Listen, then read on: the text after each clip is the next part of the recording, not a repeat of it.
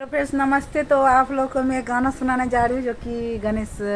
भवन आने वाले हैं, गणपति जी, गणपति पप्पा मोरिया। तो मैं गाना सुनाने देखिए कैसा लग रहा है आप लोग को।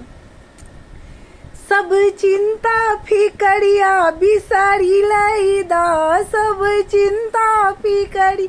बिसारी लई दा, राजा एगो पीला कलर के साड़ी लई दा, राजा एगो पीला कलर के साड़ी लई दा, सब चिंता फिकरिया बिसारी लई दा, सब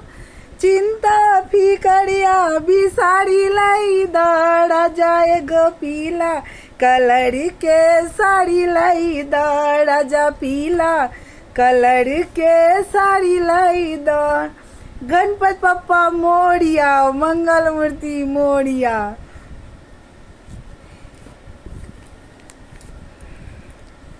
राजा कैला चार चार चक्का वाला गाड़ी लई दा, राजा चार चार चक्का वाला गाड़ी लई दा, सब चिंता फिकरिया बिसार लई दा, सब चिंता फिकरिया बिसारी लई दा, राजा चार चार चक्का वाला गाड़ी लई दा, राजा चार चार चक्का गाड़ी लई दा, दर्शन माँ के, दर्शन माँ के हो, दर्शन माँ के, मन माँ के हो, मन माँ के असरा पुराई दो, मन माँ के, मन माँ के हो, असरा पुराई दो, मन माँ के। एजी एटीएम से पैसा निकाली लाई दा, एजी एटीएम से पैसा निकाली लाई दा, राजा पीला कलर के एगो साड़ी लाई दा, राजा पीला कलर के एगो साड़ी लाई दा, एजी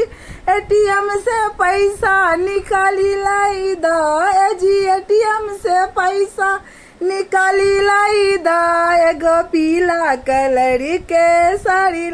दा, एगो पीला कलर के साड़ी लाई दा, राजा चार चार चक्का वाला गाड़ी लाई दा, राजा चार चक्का वाला गाड़ी लाई दा। गणपति पप्पा मोरिया, मंगल मूर्ति मोरिया, गणपति पप्पा मोरिया। एजी कहानी हो, कहानी हो, झूठे न बनावा, कहानी हो, कहानी हो, दीवानी हो, दीवानी हो हम ता गणपति के दीवानी हो हम ता गणपति के दीवानी हो हम ता गणपति के दीवानी हो।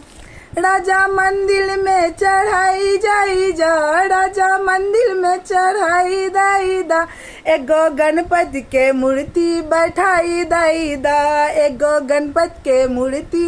बैठाई दाई दा, राजा एगो पीला कलर के साड़ी लाई दा, राजा पीला कलर के साड़ी लाई दा, राजा चार चार चक्का वाला गाड़ी लाई दा, राजा चार चार चक्का वाला गाड़ी लाई दा। देखिए जी कैसा लगता तो जरूर